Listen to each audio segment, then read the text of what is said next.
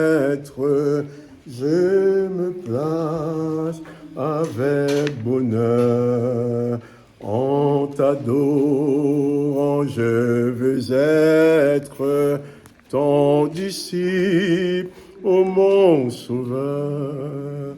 Parle, je soif de t'entendre, parle, je n'ai qu'un désir, que ta voix puissante et tendre à mon cœur s'efface. Oui, tous les bruits, faites silence.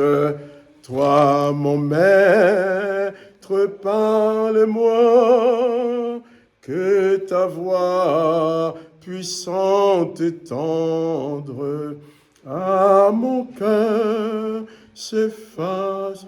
Oui.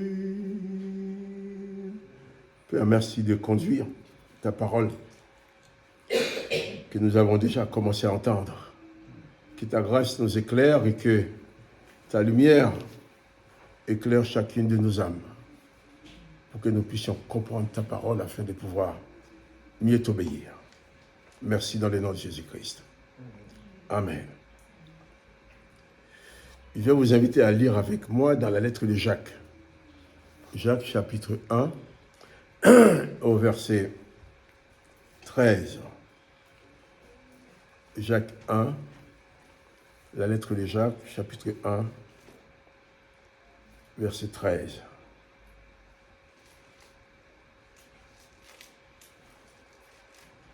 Il dit que personne, lorsqu'il est tenté, ne dise « c'est Dieu qui me tente », car Dieu ne peut pas être tenté par le mal, et il ne tente lui-même personne. Je relis ce verset. Que personne, lorsqu'il est tenté, ne dise « c'est Dieu qui me tente », car Dieu ne peut pas être tenté par le mal, et il ne tente lui-même personne.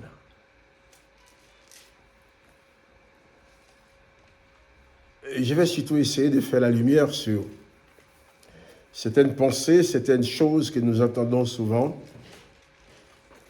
Souvent, j'entends des chrétiens qui disent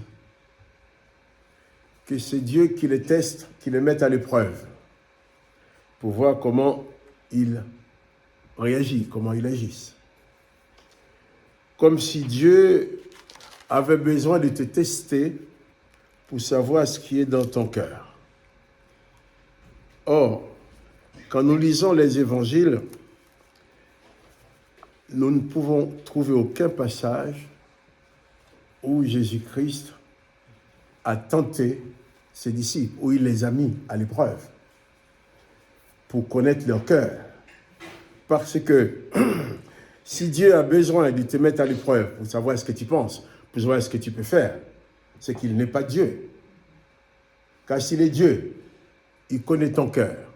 Il connaît donc comment tu vas réagir dans chaque circonstance. Il te connaît. Et il est vrai, dans l'Ancien Testament, nous rencontrons différents passages où il dit que l'Éternel met quelqu'un à l'épreuve. Dans la Genèse,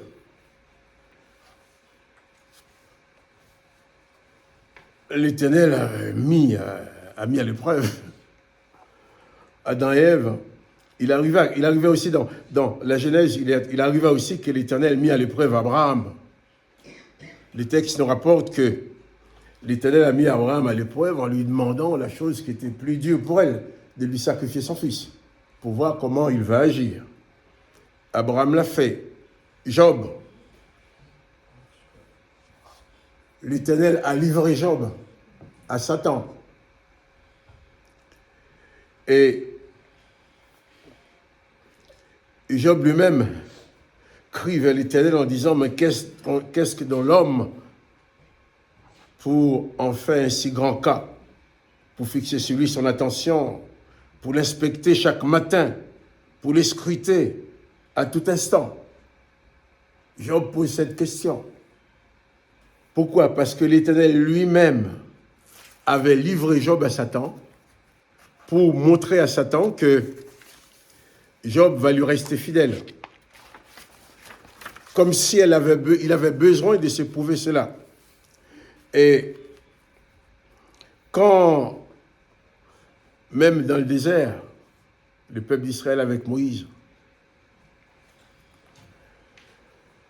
il est dit dans Exode 16, versets 4 à 5, Exode 16, 4 et 5, Dieu testa son peuple pour voir s'il ferait confiance en Dieu et obéirait à son commandement de ne pas ramasser la manne le jour du Shabbat. Parce qu'il leur a dit, on vous donne la manne, tous les jours vous récoltez la manne, mais le jour du Shabbat, vous ne ramassez pas. Donc, il testait, il éprouvait les gens pour savoir comment ils allaient agir. Dans Jean chapitre 1, verset 46 à 48, nous voyons autre chose. Dans l'Ancien Testament, nous voyons l'Éternel qui place les gens dans des situations pour voir comment il va agir. Par exemple, au moment même de la création, il nous dit que l'Éternel a placé Adam et Ève dans le jardin, et après, il les observait pour voir comment ils vont agir. Et c'est alors qu'il a découvert que ce n'était pas bon que l'homme soit seul. Il dit, il n'est pas bon que l'homme soit seul, alors il va faire la femme. Et toutes ces circonstances fait que l'Éternel, ne sachant pas comment l'homme allait réagir, le texte nous dit qu'il a fabriqué les animaux qu'il a placés devant l'homme pour voir comment ce dernier va faire. Ensuite, il va regarder, il va observer pour voir que l'homme n'a pas trouvé son pareil, son compagne parmi les animaux. C'est alors qu'il va dire, eh bien, alors je vais prendre une côte de l'homme, je vais fabriquer la femme, et cette fois-ci, l'homme va dire, voici celle qui est os de mes os et chair de ma chair. L'Éternel avance quasiment comme un scientifique qui découvre au fur et à mesure. Ensuite, il va placer l'homme et la femme dans le jardin d'Éden sans savoir ce qui allait se passer, on a l'impression. Parce que c'est après qu'il va découvrir, il a découvert que le serpent était dans le jardin. Il savait donc pas que le serpent allait faire ce qu'il a fait. Et le serpent a parlé à la femme qui a désobéi aux ordres de l'Éternel. Alors l'Éternel, dans l'étonnement, va prendre des décisions. Et dans ces décisions-là, il va d'abord maudire la terre, il va imposer à l'homme de pouvoir travailler durement pour gagner son pain, parce que la terre est maudite, la terre va lui produire des ronces et des épines. Et beaucoup de chrétiens, au lieu de se fixer en Jésus-Christ, se fixent beaucoup dans l'Ancien Testament en l'Éternel des armées. Or, Jésus-Christ lui-même connaît le cœur de chacun de nous. Si Dieu a besoin de te mettre à l'épreuve pour savoir comment tu vas réagir, donc cela voudrait dire qu'il ne sait pas tout. Ou du moins, il sait tout, mais il veut te piéger, te mettre dans des situations difficiles. Or, Jésus n'a jamais piégé personne. C'est pour cela qu'il est important pour chacun de nous de savoir où est-ce que nous nous plaçons. Est-ce que nous nous plaçons en Jésus-Christ, dans le Nouveau Testament, avec les enseignements et les comportements de Jésus-Christ, ou est-ce que nous nous plaçons en l'Éternel, dans l'Ancien Testament, avec le comportement de l'Éternel des armées. Si tu te places en l'Éternel dans l'Ancien Testament, il est logique, tu vas dire, si c'est l'Éternel, c'est ton Dieu, et c'est lui que tu veux suivre, il est vrai, il va te mettre à l'épreuve, c'est comme ça qu'il fonctionne, pour voir comment tu agis. Mais si tu te places en Jésus-Christ,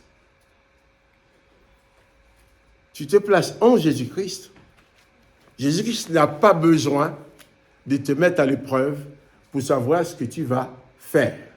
On va prendre l'exemple dans Jean chapitre 1er. Jean chapitre 1er. Jean chapitre 1er, verset 46. Jean 1, 46.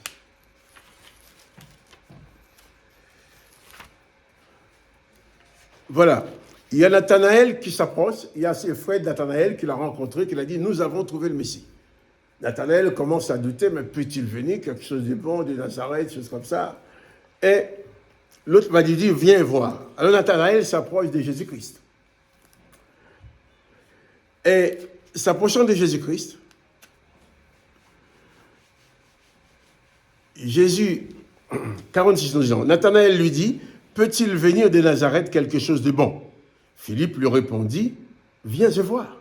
Au verset 47, Jésus, voyant venir à lui Nathanaël, dit de lui, voici vraiment un Israélite dans lequel il n'y a point de fraude. Nathanaël n'avait pas encore vu le visage de Jésus. Jésus n'avait pas encore dit bonjour à Nathanaël.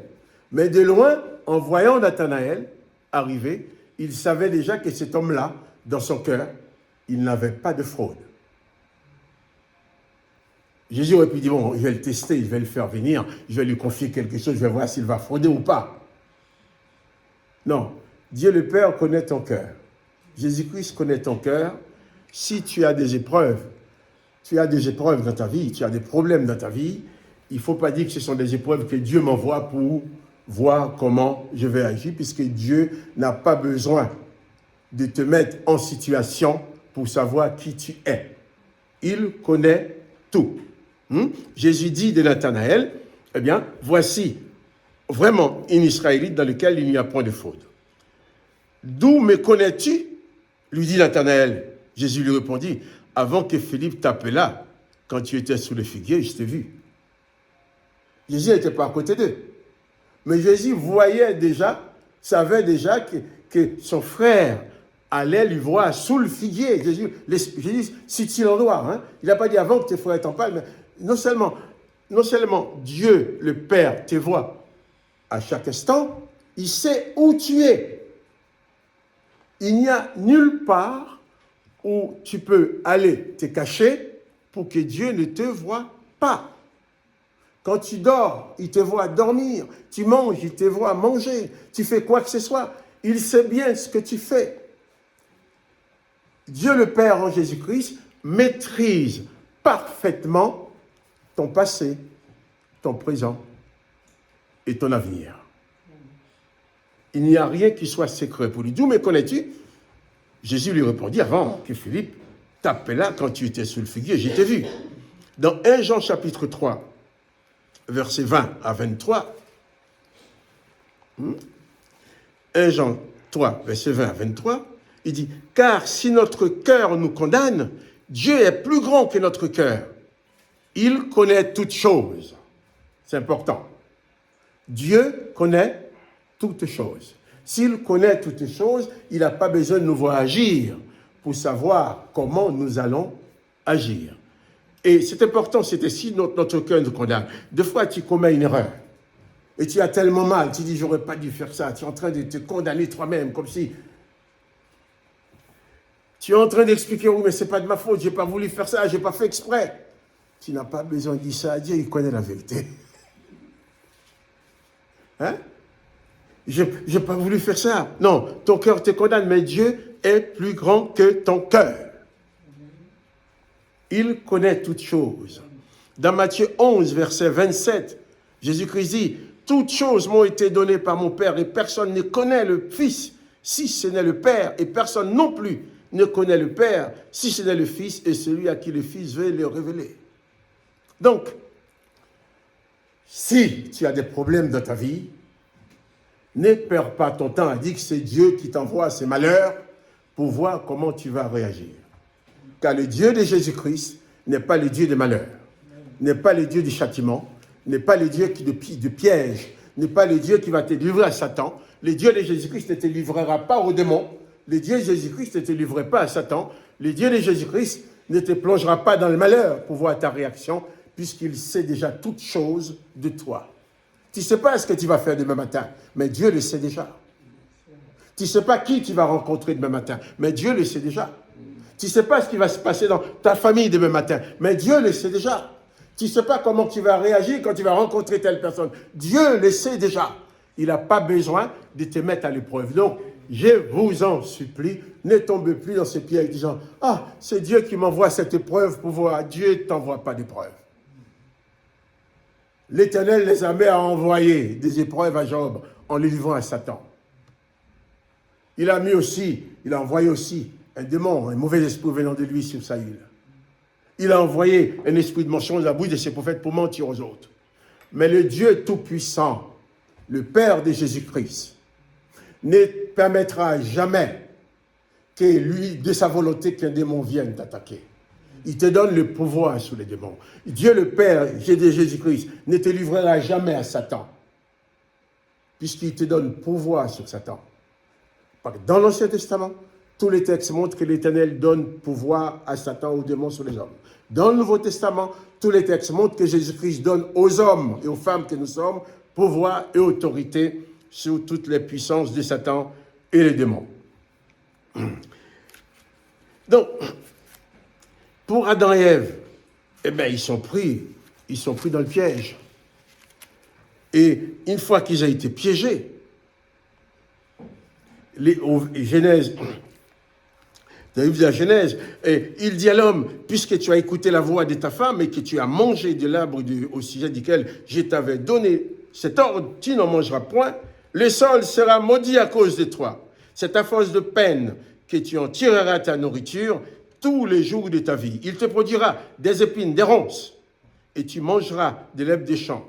C'est à la sueur de ton visage que tu mangeras du pain jusqu'à ce que tu retournes dans la terre d'où tu as été pris. Car tu es poussière et tu retourneras dans la poussière. Ça, voilà la cause de tous tes problèmes, de tous nos problèmes. Voilà la cause des guerres.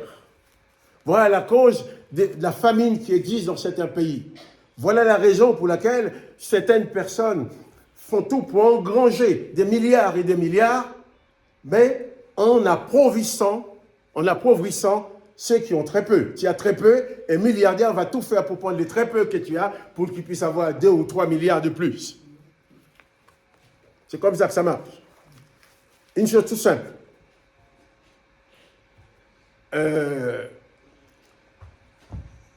Quelques décennies en arrière,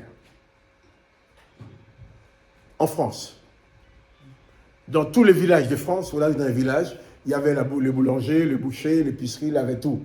Tous les gens avaient leur petit commerce. Et ça fonctionnait. Partout, il y avait les gens dans le village, il y avait tout. Aujourd'hui, il n'y a plus rien dans les villages. Il n'y a que les grands supermarchés qui fonctionnent. Dans ces villages-là, il y avait les gens qui avaient leur petit commerce. Ils commerçaient, ils vivaient, ils avaient un peu d'argent pour vivre, il y avait du travail pour les gens dans le village. Mais maintenant, il y a une centaine de villages, et puis dans une ville, il y a un grand centre commercial, appartient à un seul groupe, des milliardaires, ceux qui achètent tout, qui vendent tout. Tu ne peux pas trouver les choses en détail dans ton village. Bon, vous êtes à Paris, peut-être, c'est pas pareil, mais moi, je suis un villageois, et dans mon village, il n'y a rien. Dans le village, dans le temps, je vois l'emplacement, il y avait une boucherie, il y avait un café, il y avait une épicerie, il y avait ça. Là, c'était l'épicerie, il n'y a plus ça. Tout le monde va aller chez Carrefour, chez Leclerc, chez Auchan, chez machin. Ce sont quelques milliardaires qui ont tout en main. Et dans tous les secteurs du commerce, les milliardaires veillent tout accaparer. Comme ça, tout le monde va travailler pour on devient leur esclave. Et toi, tu ne peux plus avoir ta petite boutique. Et les dizaines de personnes qui travaillaient dans le petit commerce n'ont plus de travail. Donc, il est important de savoir que les problèmes de ce monde découlent directement des malédictions que l'Éternel des armées a prononcées sur le sol.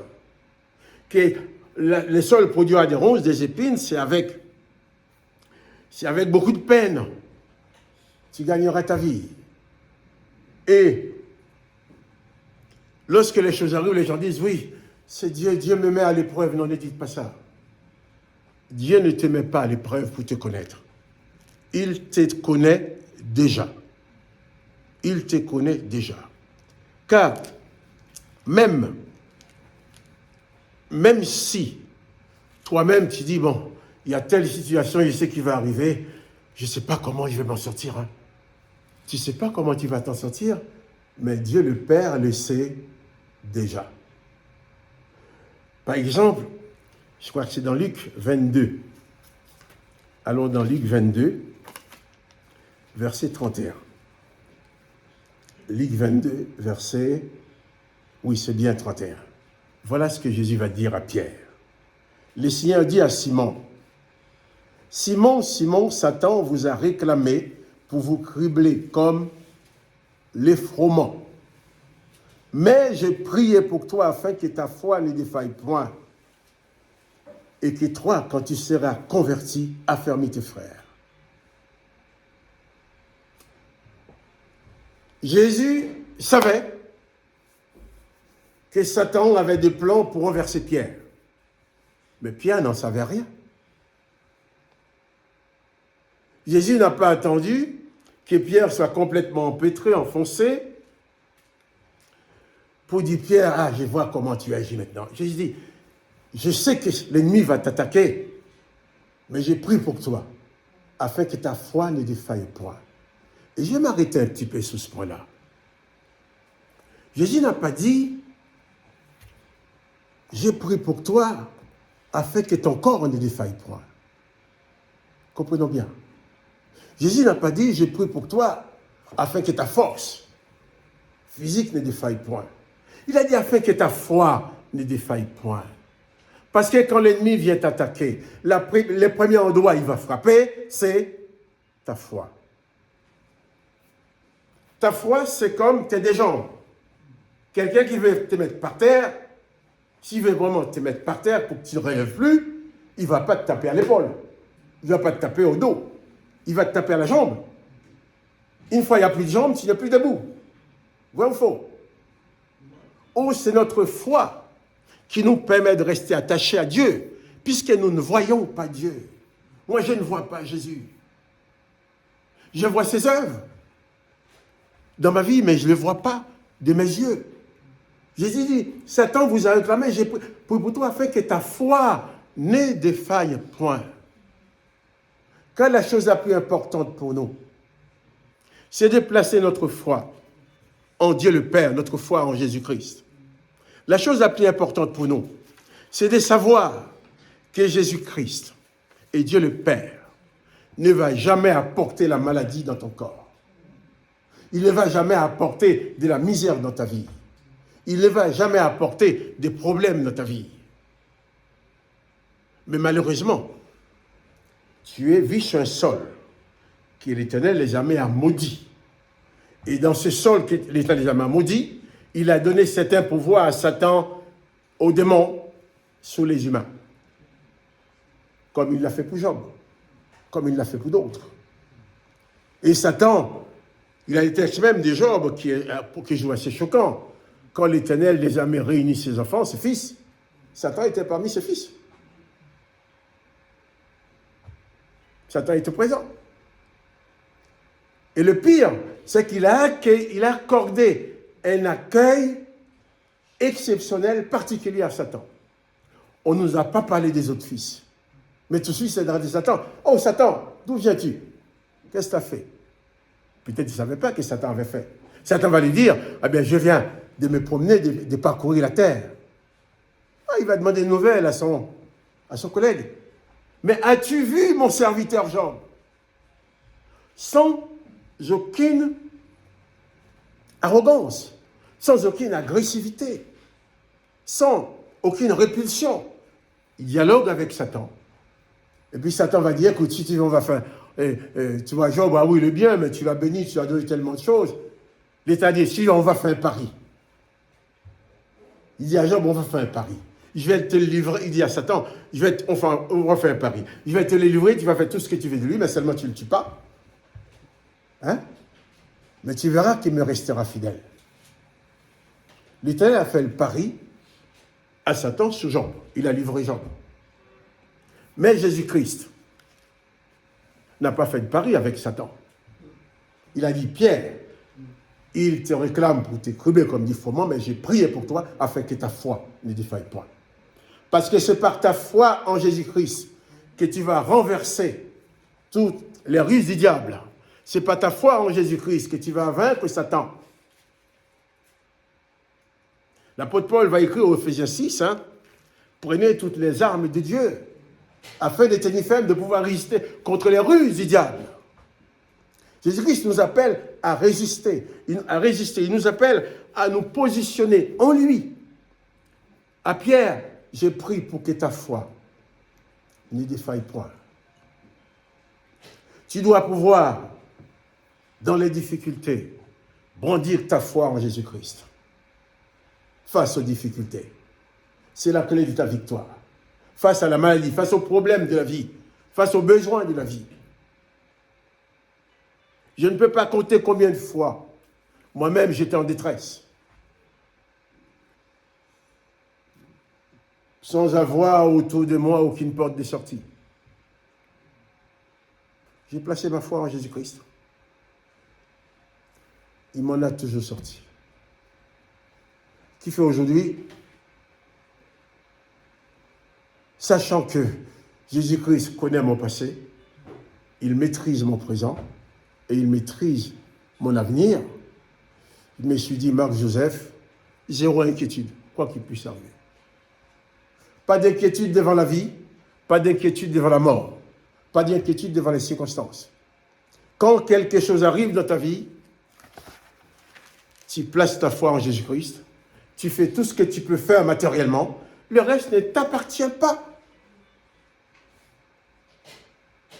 Si Dieu avait déterminé que je meurs aujourd'hui, est-ce que je peux arriver à retenir mon souffle? Hein? Si Dieu dit, bon, Marc-Joseph, eh bien, aujourd'hui, eh bien, tu finis ta prédication et puis tu meurs. Ce sera plutôt pour moi mon bonheur, je vais passer à la présence du Maître. Je me rappelle, une blague de mon père, ce n'est pas une blague, c'est un vécu, c'est en 1990. Je suis allé en Haïti voir mes parents. Et ce jour-là, mon père, comme tous les matins, il se levait dès qu'il fait jour, 5h, 6h du matin. Hop, il prend sa machette et son sac, là, on appelle ça un marcoute, dans son sac dans son dos. Alors, il part dans les champs. Il va aller visiter ses chèvres, ses vaches, ses ânes, les visiter, leur donner à manger. Et puis, quand il a fini, il fait toujours le tour du quartier. Il va prier avec un tel, il va prier avec un tel, il va prier avec un tel, c'est un peu le pasteur du village. Il va prier avec un tel. Et puis, mon père pas de 5-6 heures, et puis, venez, je vois mon père qui arrive en rigolant. Je dis, papa, qu'est-ce qui te fait rire comme ça? Oh, je te dirais, mais c'est bizarre, c'est bizarre. Je dis, mais, papa, qu'est-ce qu'il y a? Il me dit, mais tous les jours, avec les frères et sœurs, nous chantons, quant à moi, c'est pour mal en ciel. Quant à moi, je vais aller au ciel.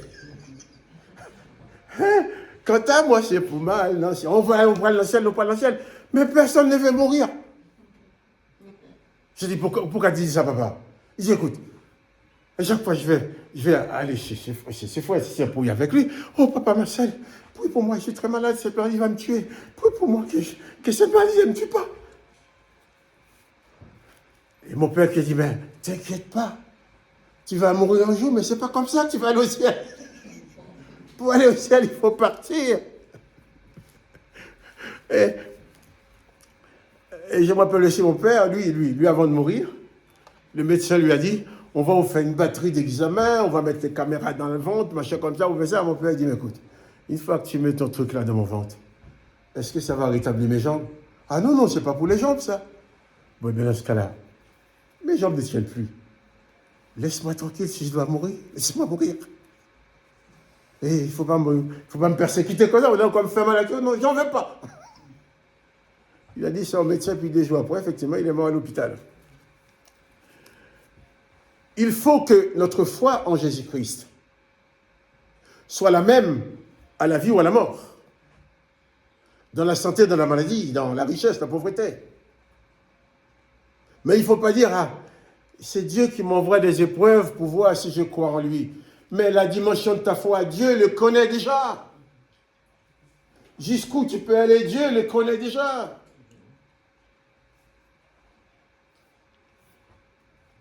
Il est même bien écrit que Dieu ne permet pas même que tu sois tenté au-delà de tes forces. Les épreuves, il y a des épreuves sur la terre, des problèmes sur la terre. Mais Dieu ne permettra jamais un problème de te conduire là où tu ne peux pas résister. Parce qu'il est là pour toi. Satan réclame des humains, même serviteurs de Dieu, pour les cribler. Comme il a réclamé Job à l'Éternel qu'il a livré.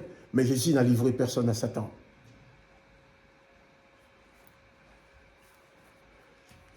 Soyons sûrs que Jésus-Christ n'a piégé personne. Si tu tombes dans un piège, peut-être par tes propres convoitises, peut-être autre chose, mais Jésus, Dieu le Père, n'a pas besoin de te prouver pour savoir comment tu es, car il connaît tout de toi. Il n'y a pas de secret dans ta vie pour lui. Quelqu'un va te dire quelque chose, on va te poser une question, tu vas donner une réponse. Tu dis, bon, c'est pas ma vraie réponse, mais il donne cette réponse pour pouvoir m'en sortir, mais c'est pas la vraie.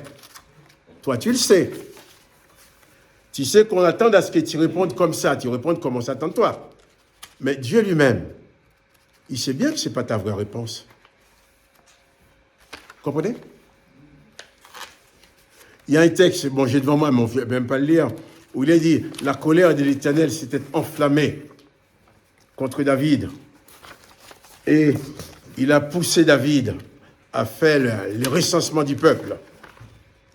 Il est même dit dans le livre de Samuel, il dit, la colère de l'Éternel s'enflamme contre David. Il a poussé David à faire le recensement. Dans le livre de Chroniques, il dit, Satan a poussé David à faire le recensement. Donc il y a cette collaboration entre Satan et l'Éternel des armées, dans certains domaines, même dans beaucoup de domaines. Mais Jésus-Christ n'a jamais traité, négocié avec Satan, avec les démons. Quand Jésus-Christ arrive, les démons ont peur. Les démons ne pouvaient pas se tenir dans la présence de Jésus-Christ comme Satan se tenait dans la présence de l'Éternel. Donc nous sommes sous des régimes complètement différents. Quand on vous enseigne à vivre sur les 2 régimes en même temps, eh bien là on te met dans l'impasse. Parce que dans un endroit, l'Éternel va te dire qu'il faut tuer les méchants, Jésus-Christ va dire qu'il faut le pardonner. L'Éternel va dire œil pour œil, dent pour dent. Jésus-Christ va dire que tu n'as pas le droit de te venger. Aucun texte du Nouveau Testament ne mentionne une colère quelconque de Jésus-Christ lorsqu'on s'est moqué de lui, ni au moment où il était cloué sur la croix. On ne nous a jamais présenté Jésus en colère, Jésus qui maudit. Jésus n'a pas dit ces gens-là, vous êtes maudits, non. Au contraire, avant de mourir, Jésus a utilisé son dernier souffle. Le peu de force qui lui restait, il l'a utilisé pour demander au Père et proclamer le pardon de tous ceux qui l'ont fait du mal. Même ceux qui l'ont cloué sur la croix, ceux qui l'ont accusé, ceux qui l'ont giflé. Dieu le Père n'envoie pas la maladie ni la souffrance sur les humains. La souffrance et la maladie sont sur la terre parce que l'Éternel des armées a maudit le sol. Tu es sur un sol de malédiction autant que tu as dessus.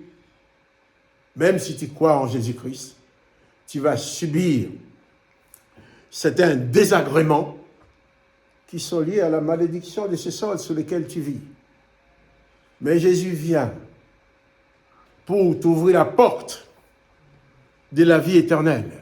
Jésus vient pour t'ouvrir la possibilité de vaincre. Comme il a dit pour Pierre, j'ai pris pour toi. afin que ta foi ne défaille point. Toutes les souffrances de la terre découlent de cette malédiction. Mais toi qui crois en Jésus-Christ, sache que si tu te places exclusivement sous l'autorité de Jésus-Christ, ni Satan le diable, ni personne ne pourra te renverser. Parce que quand l'ennemi construit un plan pour te renverser, Jésus le sait déjà. Il dit, j'ai prié pour toi. Il ne va pas permettre que l'ennemi te renverse. Maintenant, il prie pour toi, pour que ta foi ne défaille point. Ta foi, c'est important. Ta foi, c'est important. Les circonstances sont difficiles. Les circonstances sont très mauvaises. Mais ta foi, comment va ta foi? Comment va ta foi? Ta foi en Jésus-Christ, c'est ton plus grand bouclier de protection. Ta foi en Jésus-Christ est ta plus grande force.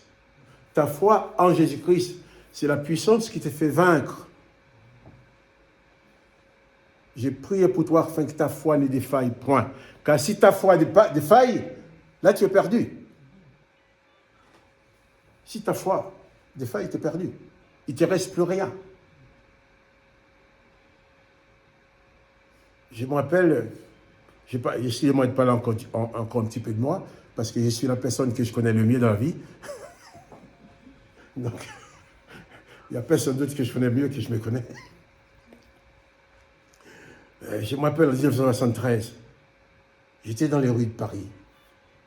J'avais pas où dormir. J'avais pas de quoi manger. Au mois de novembre, j'avais pas de manteau. J'avais une paire de chaussures, il y avait un trou ici, à la semelle. Je mettais des papiers journaux pour pouvoir pas marcher en direct sur le sol. Mais quand il pleut, vous voyez ce que ça donne, les papiers journaux. J'avais rien. J'avais pas le droit de travailler. Vous savez ce qui me restait? Ma foi en Jésus-Christ. Ma foi en Jésus-Christ. Et je me rappelle, c'était dans cette salle. J'étais assis là devant cette fenêtre. J'étais à genoux comme ça en train de prier. Quand je suis arrivé en France, première église évangélique que j'ai visitée, c'est cette salle-là. J'étais à genoux en train de prier, Seigneur, aide-moi à m'en sortir, j'ai besoin d'un manteau, j'ai besoin à manger. Une voix me dit dans ma tête, je te donne cette salle pour prêcher l'évangile. J'ai dit, mais Seigneur, je dis non, Marc-Joseph, arrête là-dessus. Qu'est-ce que c'est? Seigneur, écoute, aide-moi, j'ai besoin. Je te donne cette salle pour prêcher l'évangile. C'était pour moi de l'ironie. Si je te demande à manger, tu me parles de local. Je te demande à manger, tu me dis, je te demande pour prêcher l'évangile. Moi, j'ai dit, Seigneur, moi, ce que je veux à boire, je veux à manger, je veux un endroit pour dormir, je veux des vêtements, je veux une paire de chaussures, j'ai besoin de tout ça. Je te donne cette salle pour prêcher l'évangile. Comme je voulais me dire, tout ce que tu me demandes là, c'est derrière, ça n'a pas d'importance. Mais Seigneur, pour moi, c'est important. C'était mes besoins. Oui. Qu'est-ce qui s'est passé? Non seulement Jésus, 10 ans après, Jésus m'a donné cette salle pour prêcher l'évangile. 10 ans après, j'étais dedans. Mais tout le reste, il me les a donnés en plus. C'était dans ma vie, le résumé, je cherchais d'abord le royaume et la justice de Dieu. Parce que moi, je n'étais pas vivant entre le Seigneur, je t'en prie. Je suis ton serviteur, donne-moi un endroit pour prêcher l'évangile, donne-moi un endroit pour... Je n'ai pas demandé ça, moi. J'ai demandé à boire, à manger, un vêtement, un endroit pour dormir. C'était mes besoins. Mais Dieu m'a répondu autre chose, complètement à côté. Comme si pour me dire, mais ça, je le sais déjà. Je savais que tu allais arriver là. Je t'ai vu arriver. J'ai gardé ma foi. Mais ce n'est pas Dieu qui m'a mis dans cette situation-là. J'y suis parce que je suis dans un monde de misère, dans un monde où j'étais dans un pays où j'étais obligé de fuir, sinon j'allais me faire zigouiller. Vous comprenez? Mais c'est pas Dieu le Père qui l'a fait. Les sorts, les maudits, les malédictions de l'Éternel règnent encore sur cette terre. Regarde ce qui se passe en Ukraine depuis 3 ans.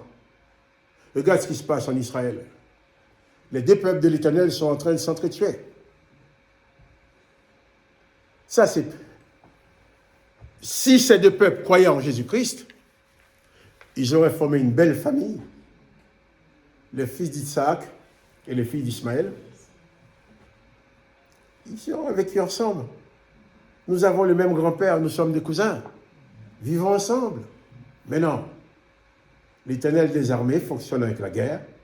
Il leur dit bien œil pour œil, dent pour dent, pied pour pied, main pour main, blessure pour blessure, meurtrissure pour meurtrissure. Tu feras à l'autre exactement la même blessure. Les enfants d'Ismaël ont été tués des Juifs, mais les Juifs massacrent les enfants d'Ismaël. C'est orchestré comme ça. Et les deux ont la même loi, œil pour œil, dent pour dent. Celle de Jésus-Christ nous dit, si quelqu'un te frappe sous la joue gauche, tends-lui l'autre. Si quelqu'un te demande de faire 1000 avec lui, fais-en 10 avec lui. Celle de Jésus nous dit d'aimer et de pardonner dans toutes les circonstances. Jésus-Christ nous donne une méthode, la méthode qui nous permet de nous écarter de toutes ces malédictions qui existent sur le sol. C'est d'ailleurs pour ça qu'on a tué Jésus, les serviteurs de l'Éternel. Ils ont tué Jésus parce que Jésus ne correspondait pas aux enseignements qu'ils avaient reçus, aux informations reçues. D'ailleurs, c'est pour ça que Jésus a dit, Père, pardonne-leur, car ils ne savent ce qu'ils font. Ces Juifs n'auraient pas pu agir autrement que livrer Jésus à Pilate. Parce qu'ils étaient formatés pour agir comme ça. Donc toi, ne tombe pas dans le piège de dire que Dieu le Père t'envoie des épreuves, te met à l'épreuve pour te connaître. Mais il te connaît déjà, il sait tout de toi. Nathanaël, lorsque tu étais sous le figuier, avant même que Philippe ne vienne te parler, je te voyais déjà. Donc je connais ton cœur. Jésus-Christ connaît ton cœur, il connaît mon cœur, il connaît nos cœurs. Nous ne pouvons rien lui cacher. Qui fait que quand nous lui parlons, nous pouvons lui dire la vérité. Hein? Tu peux déguiser un petit peu la vérité pour le voisin, pour la voisine et pour le reste. Pour ton mari, pour ton père, pour ta mère, pour ta femme. Mais Jésus, est-ce que tu peux lui mentir? Lorsque tu étais... c'est comme... Nathanaël avait dit à Philippe, mais peut-il venir quelque chose de bon de Nazareth? Tu me parles de ce Jésus de Nazareth. Mais Jésus entendait. Jésus voyait Nathanaël qui disait, mais peux-tu venir de quelque chose de bon de Nazareth? Mais lorsque tu étais sur le figuier, avant même que Philippe arrive, je t'ai vu. Je sais que dans ton cœur, il n'y a pas de fraude. Je sais qui tu es. Et je te dis aussi à toi ce matin, Jésus-Christ sait qui tu es. Il sait ce qui se passe dans ton cœur. Si même les autres te jugent faussement, c'est pas grave. Les autres ne peuvent pas te donner la vie éternelle. Les autres ne peuvent pas te perdre ou te sauver. Mais Jésus-Christ, il connaît ton cœur. Donc, sois vrai avec lui. De toute façon, tu ne peux pas être faux avec lui. Il sait déjà tout. Hein? Il n'y a pas de secret pour lui. Réalise cela. Que Jésus-Christ soit ton meilleur partenaire dans la vie. Partenaire, je dirais plutôt ton sauveur, ton meilleur maître. En sorte que lorsque tu affrontes les malheurs de ce monde, qu'ils ne disent pas que c'est Dieu qui t'envoie, qui te met à l'épreuve. Car Dieu n'a pas besoin de te mettre à l'épreuve pour savoir ce que tu penses, pour connaître tes réactions, pour savoir qui tu es, pour connaître les pensées de ton cœur. Avant même que ces pensées viennent dans ton cœur, Jésus savait déjà que tu allais les affronter. Pierre, Satan t'a réclamé, mais j'ai prié pour toi afin que ta foi ne défaille point. Place ta foi en Jésus-Christ. Que ta foi soit bien ancrée en Jésus-Christ. En sorte que quand l'ennemi viendra, il te trouvera debout dans la foi en Jésus-Christ. Et c'est la puissance de ta foi qui va triompher de toutes les malédictions de ce monde. Que le nom du Seigneur Jésus-Christ soit béni. Que toi aussi tu sois béni. Mais je te dis surtout, réalise que les épreuves ne viennent pas de Dieu. Les épreuves viennent des malédictions qui sont déjà sur terre. Tu es sur terre, tu es obligé de respirer la pollution qu'il y a dans l'atmosphère parce que tu es dans ce monde. Mais ce n'est pas Jésus qui envoie la pollution. Mais seulement, Jésus-Christ est là pour te protéger, te sauver que ta foi ne défaille pas en lui. Il a dit, crois en Dieu, crois en moi, car ton futur, c'est que je suis en train de te préparer une place. Et ton futur, c'est de t'asseoir avec moi à la droite du Père. Dans ton présent alors, que ton cœur ne se trouble point.